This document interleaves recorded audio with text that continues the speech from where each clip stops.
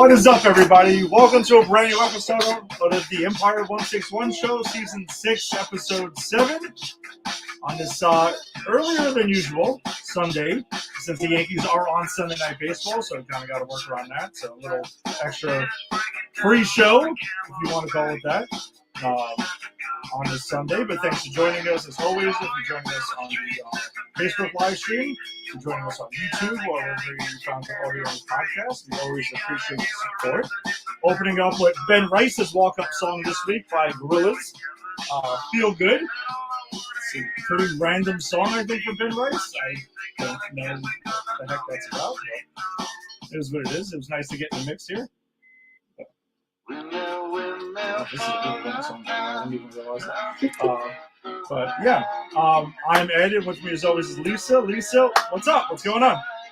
Hey, everybody. Thanks for joining us. We're doing the pre-game recap for you before tonight's game. And, oh, gosh, I hope the Yankees win tonight because the last two games have been really brutal, and unfortunately we have to talk about them. But, yeah, so we're going to cover a really good set of games for us where the Yankees swept the Angels, but then we have to talk about the two games versus the Dodgers. I would prefer not to talk about last night's game at all, but, you know, we have to be professional, so we will. And Ed is going to talk a little bit about today being Lou Gehrig Day across Major League Baseball as well. So we'll get to all that, but I wanted to be on the record because this never happens. Oh. Yesterday, your girl hit a home run. She did. It was like the happiest day of my adult life. She did, and left center too. And if you're unaware, Lisa's left-handed, so that was some opposite field pop right there. Yeah, that was impressive. And I got to, I got from my vantage point, coaching third base. It was extra hilarious because as Lisa was getting to second base, she kind of did the what to do look, and I was like screaming, like, "Fucking go, go, go!" Don't look, but you were doing the right thing. You weren't watching the ball, right? You're like, no, I was looking at you. Well, no, but we were doing the technical thing that you're taught since Little League is to put your head down, run, and look for your base coaches, and they'll tell you what to do. So fundamentally, 100% on point there, but the reaction was great.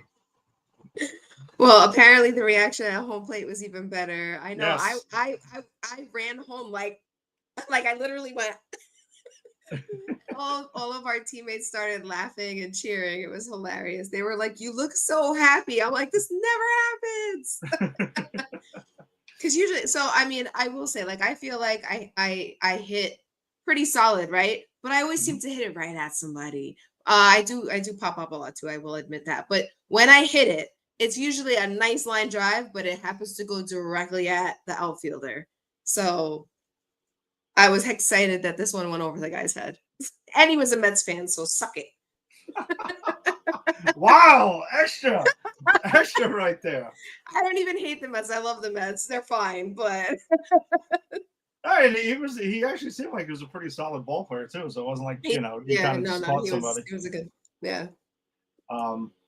Yeah, I just think that he was playing in a little, right? Figuring you're left-handed, so if you did go, then like, you know, well, you wouldn't go the other way with that much. But I remember seeing his reaction. It's just the ball just kept carrying, and I'm like, it's over his head. It's gonna keep going, and he couldn't track it down. So nice job, Lisa. You at least had 2 hits on the day.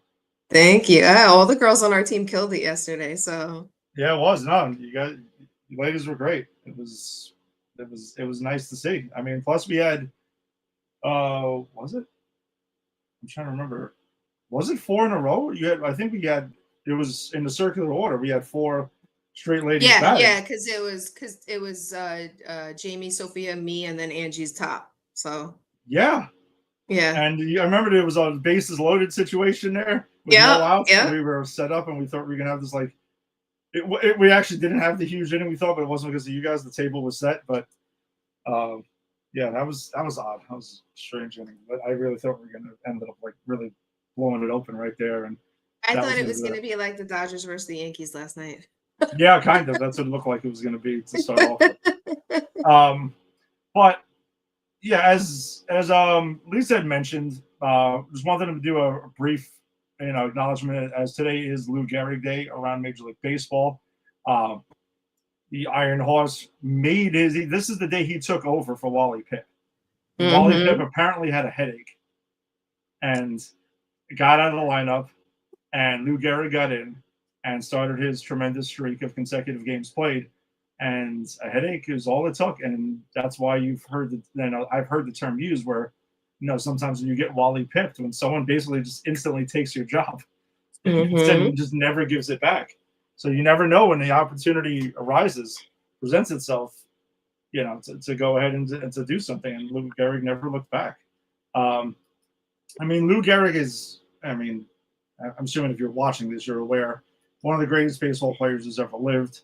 Um, he had a career 370 batting average with 493 home runs, 1,995 RBIs, 1,188 runs scored, 2,721 hits in 8,001 at bats, and had a career WAR of 113.7. More for the modern day stats: 447 on base percentage, a 632 slug, and his OPS was over 1,000 for his career, and his OPS plus was 179.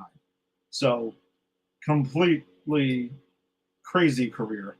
But it's And nice that they wasn't he like a super humble, like down to earth guy too? Yeah, him. The personalities, from what we know, between him and Ruth were completely polar opposites, which is Mm-hmm. probably part of the reason they work together so well. Ruth was flamboyant and boisterous and Literally stuff like that, larger than life. larger than life. And then you got Lou Gehrig, who kind of just went about his business, took care of it, and did his thing, and just dominated. And it's incredible. Yeah. But and then I think it was MLB on Fox, or I think it was earlier today. They released some of the top 5 Yankee duos in baseball in their history, and one is still, and we've seen some pretty awesome ones, but Ruth and Gehrig together are Mm-hmm. like tremendous. And I've always kind of felt that as great as Gehrig is, and I feel like in some weird ways he's somewhat overlooked because he played along with Ruth. Right, I kind of Mm-hmm. feel like when people think of like the GOAT or anything like that in Major League Baseball, at least from that era, it always goes to like Ruth, like automatically and stuff. And Lou Gehrig was kind of like 1A, like right there with him. And it's probably also Mm-hmm. goes to the big personality and everything like that. And again, house that Ruth built and stuff. And then like, the soul, the Red Sox selling him. Like there was more lore in certain points to Ruth's career because of the sale from Excuse the Red Sox to the Yankees. Bless you. And with Gehrig, it's just like the thing is, the thing that gets most attention is his, unfortunate ALS diagnosis and Lou Yeah. Gehrig's disease and stuff like that, which obviously is extremely important. But when you look at him as a ball player and everything, like he was absolutely tremendous, Yeah. as well. Um, but yeah, I was watching the Mets game earlier and stuff and clicking around a bit on some other games. And yeah, they have a lot of players are wearing number 4 patches on their jersey today. That's what baseball's doing to acknowledge Lou Gehrig Day. So that's cool. I'm sure the Yanks will have it there. And then, especially since the Yankees are off tomorrow, and then tomorrow was actually the anniversary of the day Gehrig had passed away, Mm-hmm. as well. So, um, yeah. I have a quick question. Do you remember who the other top 5 pairs were? I'm assuming Mantle and Maris are one. Um, well, yeah, they are. I thought I shared it. Let me take a quick look because I thought I shared it on our Facebook page, but maybe I didn't, and I just read it and kept it moving. By the way, there was another thing I shared on a page today. I don't know if you got a chance to see it. George Springer getting called out at third base where he got to the bag and he was bouncing up and down for some stupid reason at third base, and the Top. third baseman put the tag on him, and they challenged it, and he left the bag, and the tag was still on, and they called him out. Oh my God, that's hilarious. That is insanely No, I'm embarrassing. actually sorry I missed that because that's pretty fun. Oh, I actually see it right now. Yeah, it's pretty ridiculous. Oh my God, what a dummy. It couldn't have happened to a He better. did get him in the air. He did, right? Like it's wild. He got him in the air. All right, I'm I gonna do try. not. I'm scrolling and I don't see anything about Lou Gehrig except for the one thing today. I mean, not Lou Gehrig, the The pairs. all-time pairs. Yeah, so I see Yeah. here it is definitely MLB on Fox. They have the top Dodger duos, and I'm sure they're doing this, around the series. But I'm trying to dig through the other. Jesus, there's a lot of posts. Oh my God, damn it! I'm not gonna be able to find it now, am I? Okay. Yeah, I'm not. I don't know who the heck it is, but I definitely saw it, and I know one was Gehrig. And yeah, where the hell did they post this thing? Whatever. Yeah, Maris and Mantle were. I think they were third, and Hmm. second was DiMaggio and Gehrig,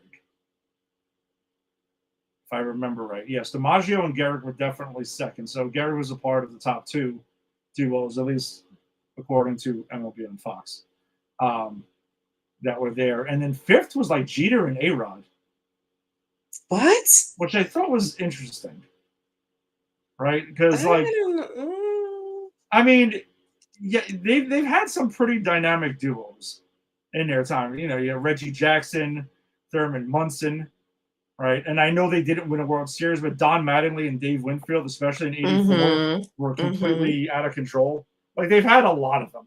I mean, for the one season, Judge and Soto were pretty Well, insane. I was about to say that one then. Yeah. Yeah. Um, yeah, there's a lot of them. Like I said, Mantle and Maris, another one. Um, Yeah, and then briefly Mantle and DiMaggio. I mean, even though like DiMaggio was kind of on his way up before Mantle truly became like Mickey Mantle. Mm-hmm. Like he had his 56th season, Triple Crown season.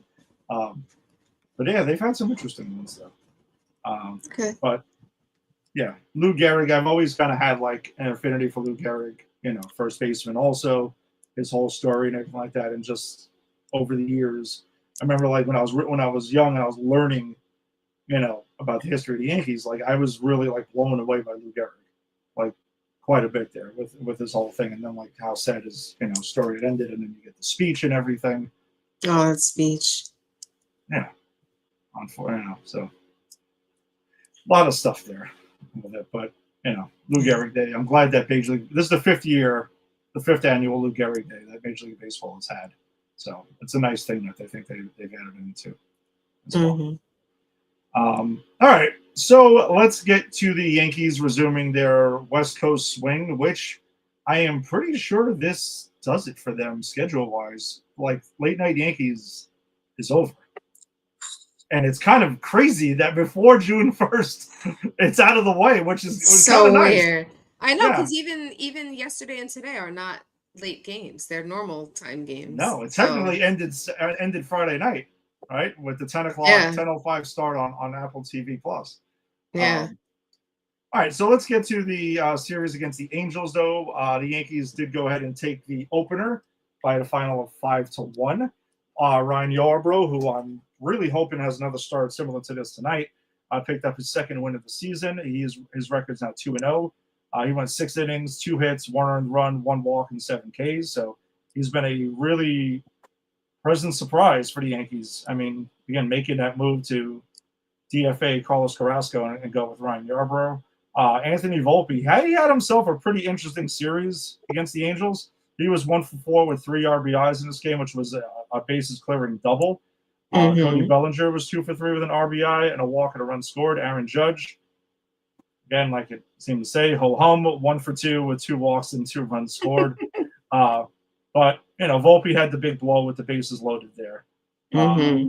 to go ahead to clinch it. So it's not like he didn't completely like light it up against the Angels, but he seemed to have gotten like I felt like he got every single key hit that the He did. Yankees I was gonna needed. say he got the strategic hits that we needed Guess what? desperately. Those are the ones that we remember, right? Like those are the ones we're going to walk away with. Absolutely. But Absolutely. yeah, nice start to the series because they were in Colorado prior to this. So it was a very long road Right. trip, a 9-game road trip that the Yankees It were was. closing up tonight. Yeah. So I have a nice stat about the Yankees pitchers. The starting pitchers lead all of MLB, led, I should say, during this game with a 2.37 ERA for the month of May. So Yeah, that's pretty cool. yeah, it's funny, and like you mentioned, then led because I'm sure Will Warren's start and Max Fried the last 2 days. And Max Fried, unfortunately. Yeah. That didn't help. Didn't help the No. stats quite for the long run. But the Yanks would go ahead and continue the strong starting pitching and clinch the series. The net following night by a final 3-2, Carlos Rodon picked up his 7th win of the season. His record's now 7-3. He went 7 innings, 5 hits, no earned runs, no walks, and 10 Ks. Devin Williams, more on him in a second, picked up his 5th save of the season. Ben Rice, 1 for 4 with his 11th home run of the year. Anthony Volpe, 1 for 3 with an RBI and a walk, once again. A big hit in this game was Oswald Peraza.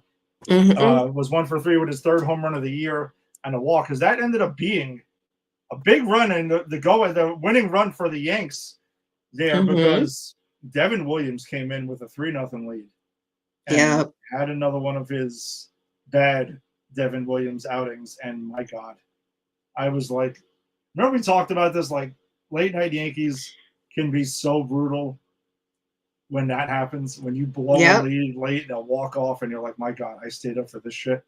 And you're so angry and you're trying to go to sleep and you're like just cursing, and it can ruin your night, put it that way. It's not what you want. It can ruin your night. It is not what you want at all. Can we briefly talk about how, well, first of all, let me give a Carlos Rodon stat. So he became the 3rd Yankee to have 7 strikeouts and 7 scoreless innings versus the Angels. Do you know who the other 2 Yankees were, the pitchers? This season? No. In team history. CC? Nope. No.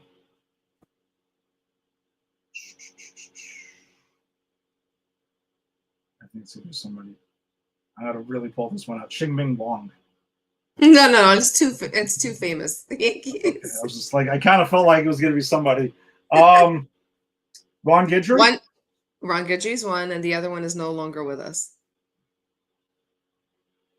Like are we talking like recent history or like? No. Okay.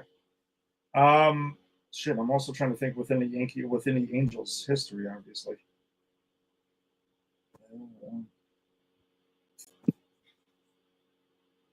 Damn, go ahead. Chairman of the board. Oh, Whitey Ford. I was, it's funny, like I'm trying to remember when did the Angels come into the league? That's what I'm trying to think, because I felt like by the way, I want to let you know, I hate calling them the Los Angeles Angels because they don't play in LA. The Los Angeles Angels of Anaheim. Yeah, didn't they drop the of Anaheim crap also? Like I felt like they've changed their name like 1,000 times. 1966. Okay. 1961. Oh, really? I have. They began to play in 1961 as one of 2 expansion teams. So I have here, since 1966, the team has played its home games in Angels Stadium in Anaheim. So I did not finish in Anaheim, not LA. Okay. Yeah, no, prior, but it was just mentioning how long they played in Anaheim for. Did you know that the singer Gene Autry owned them? Yes. I didn't know that. That's news. For some strange reason, when we went to Angel Stadium in 2008, that trip was me and my father and Jerry, and he had this thing about bringing up Gene Autry a lot. I don't know why that was. It was Jerry or your dad? No, my father. He was like, I was gonna say, because either way, like, it wouldn't be a surprise if Jerry brought that up. No, not at all. But like my father kept going on about this. I'm like, dude, like what? Get over this. What is wrong with you? They had like pictures of him up in the stadium, and he was like, and I was a cowboy and everything. It was just, it was odd. Pretty nice ballpark though. That's a park I need to go to. Yeah. Oh wait. Did I go? No. Where did I go when I was a little kid? It might have actually. No, I think it might have been there. Yeah, I think I went there when I was a little girl. No, nice. But anyway, what I wanted to talk about was Carlos Rodon's excellent defensive play that was very Jeter-esque in the bottom of the fourth inning. That was a really cool jump throw. Like, I was really hyped about that play. Yeah, and it was like, it may have not looked the prettiest. Did not look pretty at all. It was like about a three bouncer. Like, hey, but guess what? He got it there. It doesn't matter. He got him out. And Joe Adele is probably going to get fined for running slow. Yeah, that's I know they had jokes on him. Oh, for sure. And all right, so I guess that takes us to the third game of the series, which the Yanks did complete the sweep by a final of 1-0.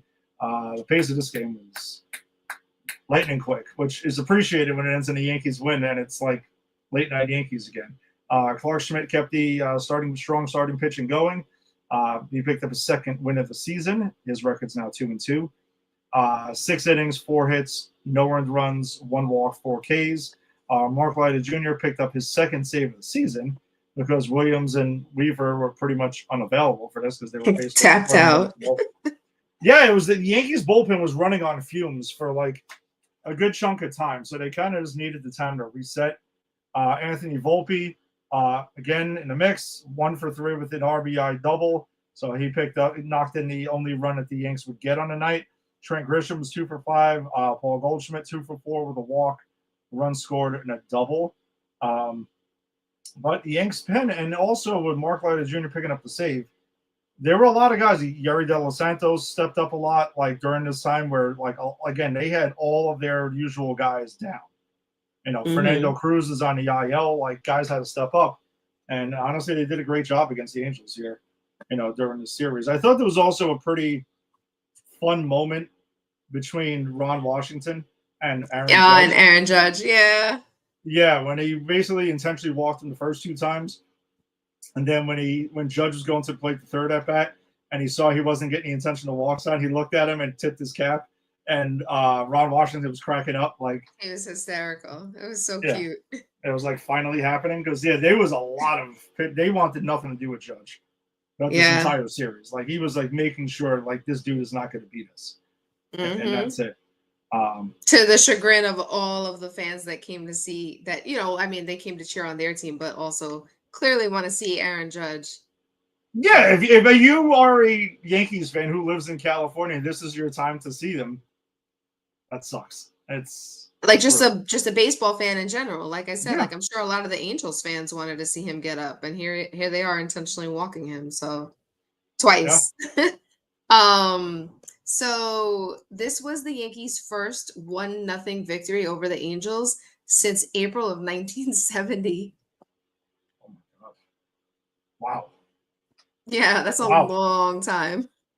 Yeah. Thank you, Anthony Volpe, for that sac fly in the first inning. Yeah, and the pitching staff for making it hold up. And the pitching staff, correct. Yeah. But unfortunately, the Yanks can stay in SoCal. And as you had mentioned, the final late night Yankees start time of the year was Friday night's game, which started off awfully well. I mean, the Yanks came out swinging. They really did. So I told you yesterday, I went to go see Mission Impossible that night. And when I got out of the movies, it was like, by the time I got home, it was 11:30. And I was like, oh, let me turn on the game. It's still on because it's out on the West Coast. Turn on the game. I see it's 5-2. I'm like, yes. This is amazing. I can't wait to watch the rest of this game. Yeah. The blink of an eye. The blink of an eye and the swing of Shohei Ohtani's bat. Yeah. Listen, it started off pretty damn exciting, right? Like Aaron Judge hits a home run in the first inning. Ohtani answers in the bottom of the first inning, like I thought we were getting that. And then the Yanks broke out the bats. I mean, Grisham went deep, Wells went deep, Goldie went deep. I mean, it was like I was like telling Jerry too, because I was like, I was hanging out with him that night, and I was like, dude, the Yanks are like, they're coming out with a purpose to like really, get that sour taste out of their mouth from the World Series. But that's what it felt like. It felt like early, but Max Fried, unfortunately, again, it's hard to really get on him too much. Yeah. He had his first bad start of the season. He got his first loss. His record's now 7-1, 5 innings, 8 hits, 6 earned runs, no walks, 3 Ks. Aaron Judge, as I'd mentioned, 2 for 5 with his 19th home run of the year and a double. Trent Grisham, 2 for 5 with his 13th home run of the year, 2 RBIs. Austin Wells, he went deep, 1 for 3 with his 9th home run of the season on a walk. Paul Goldschmidt, 1 for 5, but that one was his 6th home run of the season. And Ben Rice, 2 for 3 with a walk. Yeah, I mean, as Lisa had mentioned, the Yanks were up early, 5-1, 5-2. You're like, okay, they obviously can get this. Fried will settle down, and that just never happened. Well, I think it was more than that too. I mean, the Yankees didn't really hit after the third inning. No, I agree, but like you would think that, I mean, if they pitched decently, because this all really happened in like 2 innings, right? Like they knocked Fried out, they had him on the ropes, and then the bullpen came in, didn't really help matters either. No. There was no. Yeah, it was done, and it sucks because it does. Well, whatever. I'll save the comments for that either because there's an overall thing because you did build it up where you're kind of like, all right, you want something like there's no even if the Yanks swept them this weekend, it wasn't going to like undo the World Series, right? But of course, something, but anything to hang your hat on, right? The only cool stat that I have for this game is that Judge and Ohtani are the first reigning MVPs to each home run in the same inning of the same game. I will say this though, Aaron Judge's home run was a bomb. It was 446 feet. Shohei Ohtani's first home run was 417 feet. They didn't say what his second home run was, so yeah, it's. But Judge's home run was a bomb. Yeah, it was. It was dead center and just shot. Unfortunately, the Yanks were essentially shot last night because they went ahead and this game was over basically in a heartbeat. Yeah, by a final that was terrible. 18-2. Yeah, Will Warren had absolutely nothing, and you could see it in the first inning. He picked up his 3rd loss of the season. He only lasted an inning in the 3rd, 6 hits, 7 earned runs, 4 walks, 2 Ks. Judge, basically the only offensive player of note, 3 for 4 with 2 home runs of his own, both solo shots. He accounted for both Yankees runs. He now has 21 home runs in the year, 2 RBIs and 2 runs scored. So all that intentional walking that they were doing in Anaheim, apparently he definitely he wanted to make it count that he was getting pitches to hit against the Dodgers. But Yanks bullpen came in and again, we're also getting smacked around. And again, not that it wasn't over. Essentially, by the time they came in, Mark Leiter Jr. got lit up. Also, Pablo Reyes was pitching later in the game. I know you love that. Oh my God! I just can't. No, it sucks. He's probably a really nice guy, but like the sight of him, just I don't know. It just gives me like zero confidence in anything. And what I thought was crazy is that the Dodgers closed the game with Kike Hernandez pitching. Like the game was that out of hand, where even the team that was ahead used the position player to go ahead. And by the way, he was also wearing like a helmet. It was weird. It was a bit weird. Well, I mean, that's smart. He didn't want to get hurt. That's not I've never seen it. So. Yeah, no, yeah. I just never. That was very smart. Whether it was him or somebody that told him to do it, that's actually really smart because, you think of like John Olerud and other folks that now all of the line coaches wear them. Yeah. So. Yeah, there was also a video that came out I saw this morning that Shohei Ohtani was falling asleep. Which I'm starting to wonder how authentic that was, or if he was just joking around and they happened to catch him doing that. I don't know. I am going to have a hard time believing he legitimately fell asleep. No, I feel like he's a pretty professional guy, so I'm sure he was either joking or they caught him maybe just like. Yeah, just out of context. I'm going to say it's probably out of context. I highly doubt he was being. I don't know him to be disrespectful and stuff like that. No, I don't think so. I don't think he is either. Can I just say though that I really, really hate when they get a hit, their little celebration thing. I don't like it. No, it's not just that. It's a really big like waist movement. Yeah, it's a whole thing. And Freddie Freeman is really aggressive when he does it, and I like he's the reason why I hate it, because he's like, and then it Yeah, looks like he turns to the Yankees and does it to them too, which I don't know. I find that disrespectful, but you know, I think the Dodgers again. There was a lot of shit talking after the World Series last year, and especially by a couple, and Kike Hernandez being one of them. I don't remember hearing any quotes from Otani, but there was a little extra, you know, shit being talked after the World mm, Series. And again, in the end, Yankees just got to not allow it to happen. Just be better and beat mhm. them. That's it. I mean, to the victor go the spoils, right? I'm not saying that like what they're doing is good. I obviously don't condone it. It's just not something that I want to see or whatever, even if you're on the other end of this. But um, yeah, you could definitely say the Dodgers have been up for this. It's not that I don't think the Yankees have been up for these games because I can't imagine a world where they're not up for these games. I just think that Friday's game, again, just the worst timing possible for Free to have a bad start. Yeah. It just was, right? The guy's been so incredible this year. Again, it's hard to get on that. And Will Warren, the kid was just kind of finding his way the last couple of starts, and he just got completely blitzed in that first inning and second Right. inning. And he got blitzed by the World Series champs. So like Yeah, understandably so. yeah, exactly. Now tonight, the pitching matchup not in the Yankees' favor, but you never know. It's baseball. Much stranger things have happened. That's baseball Uh, season. yeah, exactly. And I was, and part of me was trying not to go there. It was inevitable. I got you. It's I there. will say this though. I have a nice stat about Aaron Judge. So when he hit his second home run of the game, which Mhm. gave him the 2021 on the season, that also gave him a 42 multi-hit game. Sorry, hold on, let me make sure I'm reading this. Giving him 42 multi-hit games, which is second among active players. Do you know who has 43? Otani. No.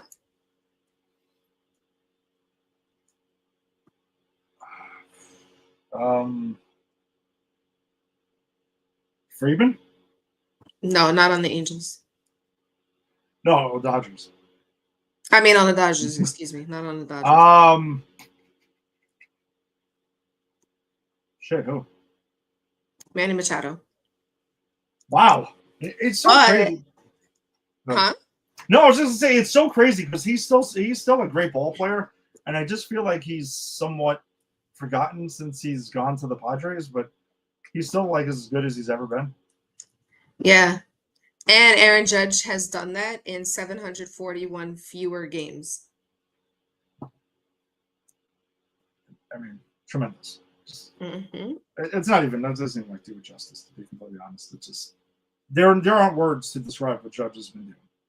It's Like, insane. I love it. yeah, I love watching. um, no, absolutely. All right. Well, I guess before we get to because a little different tonight, we'll be previewing. We can't really talk much about the Guardian series, but we'll have the Dodgers Sunday Night Baseball. Let's do some awards then. All right. So, whoopsie. There we go. Bang. All right. Top of the heap hitter of the week. Other than, Other than we've already talked about this, folks. We're not giving it to Aaron Judge every week. yeah, it's gonna be kind of silly. But having said that though, I have one. I have a guy. okay, because we I think we still need to give judges line for the week just for the heck of it. So Aaron Judge over his last 7 games. Wow. He's hitting 400 with a 516 on base percentage and a 960 slug. Jeez. 4 home runs, 5 RBIs, a lot of it because of those intentional walks that he was getting constantly in Anaheim. 6 walks and 7 runs scored. He was 10 for 25 on the week. So I mean, come on. it's stupid. He's our eternal top of the heap. Yeah, it just the week will come. But listen, we went with Cody Bellinger last week. Yeah, like I said, I have somebody. Somebody. All right, who do you got? Go ahead. Since I had read off sets, I will go with mine second. So go ahead. Okay, I went with Ben Arroz. Nice. And I think I know who you went with since you didn't go with him. because I had a runner-up. So Ben Rice's batting average was a 308 for the week. His OPS was 895. He had 1 home run, 1 RBI, 4 hits, 1 walk. His on-base percentage is 357, and his slugging percentage is 538. Eddie, who do you have? And I bet you I know who it was. Paul Goldschmidt. Yep. Who hit 360 over his last 7, 429 on base percentage, 560 slug, only 1 home run and 2 RBIs, 2 walks, only 3 strikeouts, and 6 runs scored. So, it's funny, like going through the numbers too. Like you would feel like Volpe had like this phenomenal week, but like again, it was mainly the hits he got. They all mattered like a little bit more. All right, so King of the Hill pitcher of the week. All right, I feel like we probably have the same person for this one, but you go first. Not Max Fried this week. Oh, I know. Fortunately, Carlos Rodon. Yep. Who has been, I don't want to say revelation because he had a good season last year, but he seems different now. Like he seems like he's maybe figured it out and how to pitch in New York, like that, how to handle everything. I don't know if maybe the beard has helped with him to get in there. He's got that. Maybe the not see-through sweaty uniforms from last year, all of that. Maybe it all came together, but it just seems like he's kind of like everything's clicking for him right now. He's opened up his pitch repertoire, which is, all jokes aside, is helping him a lot. He's going to that changeup a lot more than he did before. And when you're just a fastball slider, 2-pitch starting pitcher, these guys are too big. They're going to figure it out sooner or later. Mm-hmm. He's made adjustments, and he's been all the better for it. Yeah. We went over a stat line earlier. It was the 3-2 win. 7 hits, 10 strikeouts, no walks, no runs against the Angels. So, again, he is the King of the Hill pitcher of the week, and you said he's yours as well, correct? Yep, he's mine as well. Yeah, Ryan Yarbrough. I mean, if we were doing our usual thing, could have topped him with a good start tonight. Could have. Could have. Yeah, Hopefully. So Ryan, we can adjust it. You just need to show up. Retroactively, just go ahead and we'll just throw that in there.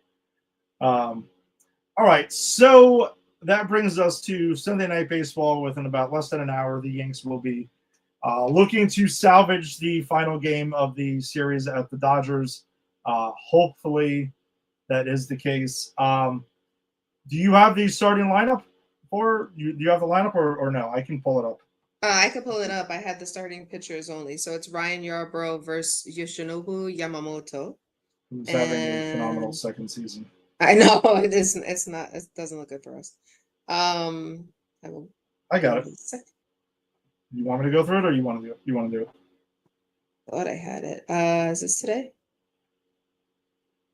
I have it. I have it from you. Oh, well, there you go. There you go. Because, folks, we put our starting lineups on our Empire 161 show page, which is another reason why you should join that group. So, yes, for today, our starting lineup is as follows. Paul Goldschmidt will be leading off and playing first base. Trent Grisham will be batting second and in center field. Aaron Judge, our captain and our eternal top of the heap, will be batting third and playing right field. Then we have my top of the heap, Ben Arroz, DHing, and he'll be batting cleanup. After him is the Martian playing in left field, Jason Dominguez batting fifth. And then we have Anthony Volpe batting sixth, playing shortstop. Austin Wells will be catching and batting seventh. DJ LeMahieu will be playing second base and batting eighth. And Oswald Peraza will be batting ninth and playing third base. I get there's a rotation that they got to go through, but like I don't love the giving Cody Bellinger the night off like at all. I mean, he's been hitting well. Like I don't know. I don't think it's the time for that, but whatever. We'll see. I'm sure he'll pinch hit. Yeah, unless Jason Dominguez has an amazing, few at bats or somebody else. It could be anybody, but. Yeah, I don't know. I don't personally love that, but again, it is what it is. I mean, Aaron Boone is very big on giving his players the days off, half days off. Yeah, and I'm not saying like there are certain guys like Dominguez has been solid. Bellinger's picked it up. Grisham is he's cooled off a little bit, but he's still like again, it's not like he should be like sent to the bench again and that was it. Um, Hmm. Ben Rice is also again he had a solid week, but he's cooled off a little bit. He came out of the gates like house on fire and everything like that. But they, of course, they still warrant at bats. Um, but I don't know. Again, I for a game where you're like, and I get that it's one of 162, but it's just like after what happened yesterday, and you lost that, you kind of like you really want to get this one. I'm sure the players really want to get this one as well, and not go in there and get Absolutely. struck by the Dodgers.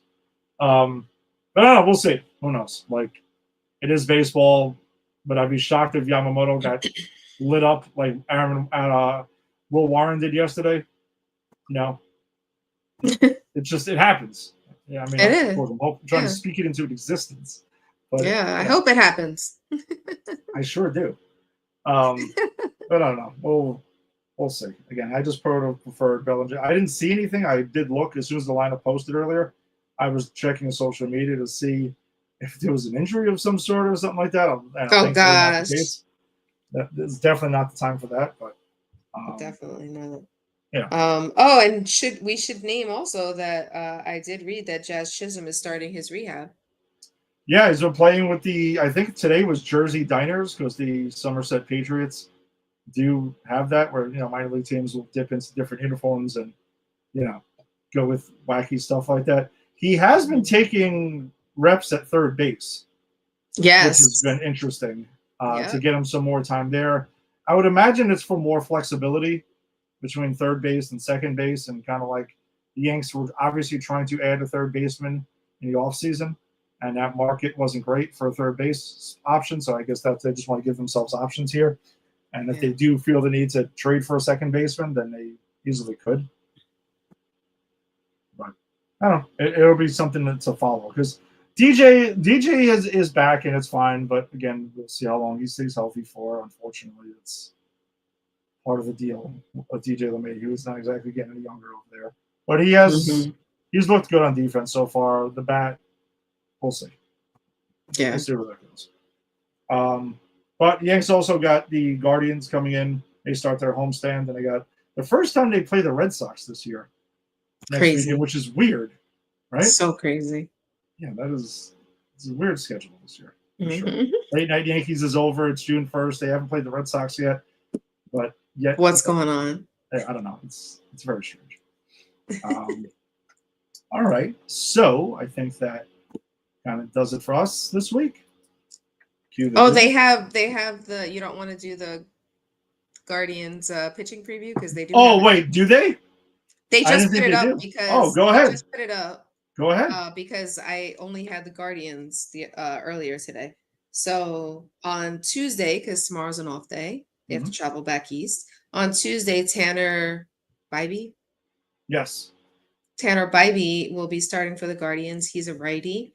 He has a 4-5 record, 3.86 ERA, and 50 strikeouts. He'll be going up against Carlos Rodon.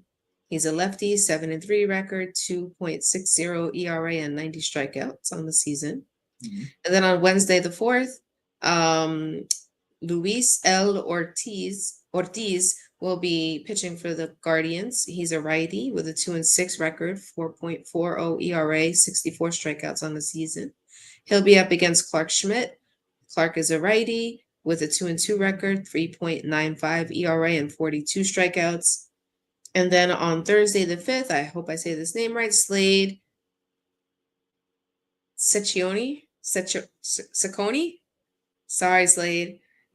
He's a right-handed pitcher. He has a 1-1 record, 5.28 ERA, and 17 strikeouts on the season. He's also clearly new because he only has 17 strikeouts on the season and a 1-1 record. He'll be up against our ace, Max Fried, left-handed pitcher, 7-1 record, 1.92 ERA, and 70 strikeouts on the season. All right, I'm going to tell you the truth. I really didn't think that they posted the starters already. I happened to just amazing. glance again. No, that's great. And I was like, oh, they had, like I said, the Guardians were up there. It was the Yankees always wait till the last minute to put these things out. And I'm as surprised as you because I figured he would wait until after the game to share that. So I thought we'd be getting that tomorrow. Yeah. During the off day. So look at that. Even though it was obvious who would be starting. Like for the Yankees at least, right? Yeah, it's not a big surprise. They like to have that air of mystery. As long as they can. Oh. All right. Well, that actually does. And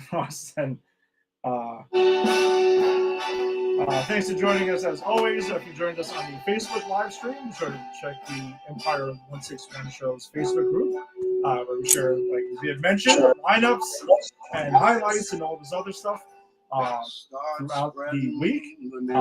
Check us out on the YouTube channel on Pop Culture Pros and PopCulturePros.com, because that's who we are presented by.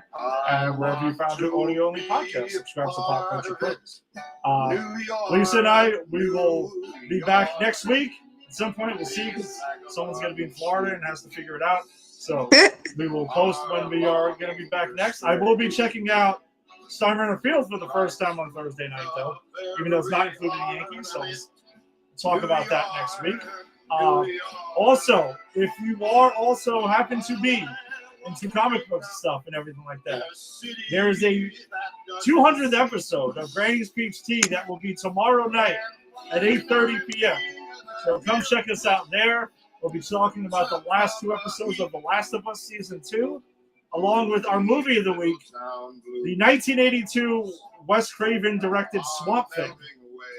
Oh, wow. Exactly, which I will say, the short version maybe doesn't hold up. So not quite his best work, but we'll talk about that. It definitely does not hold up. It certainly does not. Well, next week. Let me just be one of the first to say congratulations to the two of you. 200 episodes is a lot of watching and rewatching things. The dedication to do that every week is insane. Our show is a lot easier to do, and I still get exhausted from our show. I can't even imagine the levels that you and Jason go through to make sure that you get the content ready for every episode of Granny's. So congratulations, 200 is a lot. It's a lot of episodes, a lot of movies, a lot of hours of TV. So thank you, and we're excited to get into that tomorrow night. So, all right, well, check us out then. Let's go Yankees. Let's beat the Dodgers. Let's do our thing. I'll see you next week. Peace. Bye, everybody. These little towns.